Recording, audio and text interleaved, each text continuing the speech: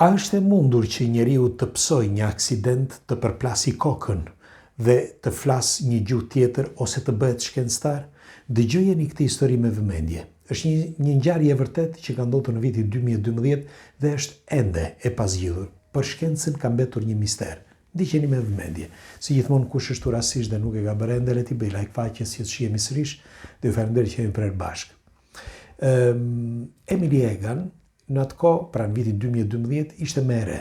Sot është 31 vjeçe, por i ndodhi një aksident. Dhe si i ndodhi aksidenti? Emily ka një vëlla më të vogël dhe ajo shpesh shkonte që merrte vëllain me makinë. Një ditë, përpara se të shkonte të merrte vëllain me makinë, rrëshqet dhe rrëzohet. Nga momenti që rrëzohet, përplas kokën. Dhe në momenti që përplasi kokën, nuk e përplasi në tokë siç vritet kushdo, por tek shkallët, tek cepi i shkallëve. Dhe u përplas fort, askush nuk i di në detaj se ku, në çfarë zone, por ajo mbeti pa ndjenja. Dhe ata komshinjt që ishin përreth, dikush e pa, shkoi dhe e morën.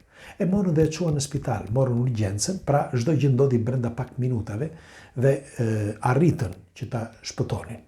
Kur shkuan në spital, mjekët thanë që nuk mundeshin ta diagnostikonin sepse dukeshin si probleme të rënda. Në fakt, ajo nuk foli më. Pra nuk foli më fare, për 2 muaj rresht. 2 muaj ajo ju zhduk mënyra e të folurit. Ndiqeni me vëmendje sepse është vërtet shumë e çuditshme. Pra mënyra e të folurit ju zhduk. Sikur një njeri për shembull t'i fshinte memorien asaj. Quhet memoria e shkurtër, pra ajo memoria e shkurtër e komunikimit. Dhe Emily Egan nuk kishte ndonjë problem paraprakisht, veç se ndodhi në atë moment. Pra ai problem i ndodhi nga përplasja në kokë. Pra kjo për të kuptuar që nuk ishte një patologji e mëparshme, por ndodhi në atë moment, pra me përplasjen e kokës. Tani dëgjojeni me vëmendje. Nga momenti që, pra pasi kaluan 2 muaj, ajo filloi që të fliste, por çuditërisht fliste gjuhë të tjera. Gjuhën e parë që foli gjuhën polake. Në fakt, disa pretendojnë që fliste gjermanisht, por sepse shumë njerëz nuk i njohin, për shembull amerikanët, meqenëse kjo ndodhi në Amerikë, nuk i kuptojnë gjuhët, por ajo fillimisht foli në gjuhën polake. Në fakt, unë e lexova, ndaj ja u thash tek faqja personale e saj. Dhe ajo filloi të fliste gjuhën polake dhe menjëherë me ndryshimin e situatës ku gjendesh aty, pra në spital, filloi që të fliste italisht. Por në mënyrë të përkryer, por nuk mbaron këtu. Sepse pasi mbaruan drekën, hëngrën drek, dhe në një moment po shikonin televizorin, siç e tregonte ajo. Dhe kishte ca aromat e drekës që i sollën aty. Dhe ato ngjyrat e televizorit e futën në një botë tjetër. Dhe sapo u fut një zonjë që kishte një njeriu të saj aty në spital, ishte me ngjyra, pra edhe fustani i saj ishte me ngjyra. Kur u afruan mjekët që t'i bënin kontrollin, Emily foli në spanjisht, në gjuhën spanjishte në mënyrë perfekte. Në fakt, ata nuk po e kuptonin, nuk po kuptonin asnjë fjalë. Dhe çfarë bën? Folën një që dinte me gjuhën meksikane, një grua që punonte aty, një infermiere. Kur shkoi infermiera që të flasi me Emilyn, ajo u mahnit nga mënyra e të folurit perfekte spanjishten. Po nuk mbaron këtu, prisni. Mbaroi ajo ditë. Dhe çdo gjë duke sikur shkoi mirë. Ditën tjetër do t'i bënin disa gjilpëra që të kuptonin, sepse keni parasysh si jemi ne. Ne provojmë çdo gjë, bëjmë teste.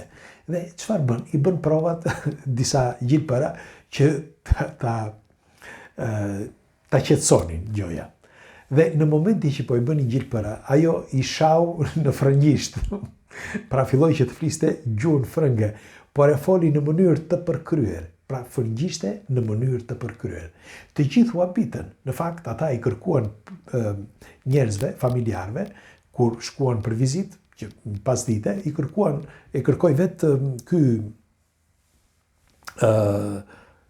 si quhet, drejtori i spitalit, sepse nuk kishte hasur asnjëherë në një fenomen të tillë.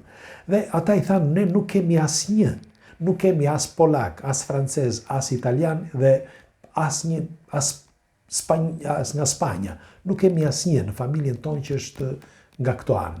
Pra, edhe sikur të shikojmë një gjeneratat tona, kemi një lidhje të vogël me një italian. Se mendohet që mund të kemi kushërinj, thoshte, në Itali. Italian që erdhën në Amerikë rreth viteve 1900. Por ne nuk kemi lidhje fare me ta. Me një fjalë, mund të kemi një lidhje të vogël gjaku, por nga ana e nënës, jo të babait. Por dora e 15. Dhe është e çuditshme sepse as njëra nga këto gjuhë përputhet me gjenezën tonë, i thoshin prindrit mjekëve. Dhe mjekët kërkuan që të kuptonin. Në fakt nuk ishte ndodhur asnjëherë një fakt i tillë. Dhe çfarë bën? Morën një ekip studiuesish që të kuptonin se çfarë ndodhte. Ata fillimisht menduan se ishte sindroma savant, e quajtur. Një sindrom, nëse keni parë dhe atë filmin me Tom Cruise dhe Dustin Hoffman, që ka të sindromën savant Dustin Hoffman, në filmin që mos bie shi një diçka e tillë. Dhe mirë po, në këtë rast, Emily Egan, pra në rastin e kësaj vajze, është ndryshe, sepse Emily jo vetëm që flet në mënyrë perfekte, pra nuk është se i ka të stakuara, siç për shembull tek filmi që ka një efekt që stakon në një moment caktuar, i stakon mendimet ose mënyrën e të shprehurit. Jo, ajo është e rrjedhshme, flet në mënyrë të përkryer, ende sot që po diskutojmë ne, flet në mënyrë të përkryer.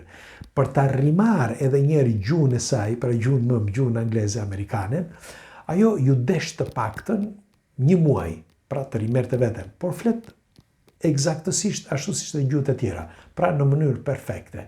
Madje thuhet që gjuhën angleze ajo e modifikon në mënyrë me thekse të ndryshme sipas karakterit ose si mund ta themi, sipas emocioneve që ka. Sepse gjatë emocioneve ajo ndryshon edhe gjuhën. Pra në momenti që ti i flet diçka, i thua çfarë do lloj gjëje, ose shikon diçka të dyshimt, ajo përgjigjet ose e flet, e thot atë, shprehet në emocionin që ka. Pra në bazë të emocionit që ka, flet. Për shembull, ka në spanjisht, kështu që si thotë ajo gjithmonë, kur janë gjëra të bukura, me ngjyra etj, ajo flet në gjuhën spanjishte. Kurse kur janë gjëra për të ngrënë, për shembull pica apo ku ta di unë, apo si thotë ajo sallat edhe gjëra të tjera, flet në gjithmonë gjëra për të ngrënë, flet në gjuhën italiane. Kurse kur është e acarruar, flet gjuhën franceze. Dhe gjuhën polake e ka me gjë tjetër, me marrëdhënie, kur bën marrëdhënie. Me fjalë, ka kontakte të trupit, marrëdhënie, ose me të dashurin, për shembull, kur i afrohet e tjerë. Pra, ajo ndryshon në bazë të gjuhës e saj, teksa flet, teksa komunikon, në bazë të emocioneve. Tani, çfarë i ka ndodhur trurit të saj? Askush nuk e di. Askush nuk e di akoma sot. Vazhdojnë ende sot që t'i bëjnë teste për të kuptuar se çfarë ka, dhe sot Emily Egan vazhdon që të flasë në mënyrë perfekte gjuhët që ju thash më përpara. Pra në spanjisht, italisht, frëngjisht edhe në anglisht, por spanjisht edhe në frëngjisht, frëngjisht, spanjisht edhe në gjuhën italiane. Dhe është e çuditshme sepse ende sot, si që thash, edhe ndonë se kjo është një si mund të quhet një sindrom, dhe quhet sindroma, si që thash më përpara, savant, i afrohet sindromës savant, por nuk është si kjo sindrom, sepse ka diçka tjetër që nuk kuptohet, pra nuk është e shkëputur, por është mendimi, nuk është i shkëputur, por është i njëjtë. Sikur të futet një njeri brenda trupit të saj. Pra ajo sikur mund të ketë, thënë më thjesht, sikur ka brenda trurit të saj 4 njerëz të tjerë. Sepse ndryshon zërin, ndryshon karakterin dhe ndryshon gjuhën sa herë që flet një gjuhë. Flet në spanjisht, ndryshon totalisht, në atë formë, në mënyrën e mimikës, të ecurit, të komunikuar, të folur dhe zërin.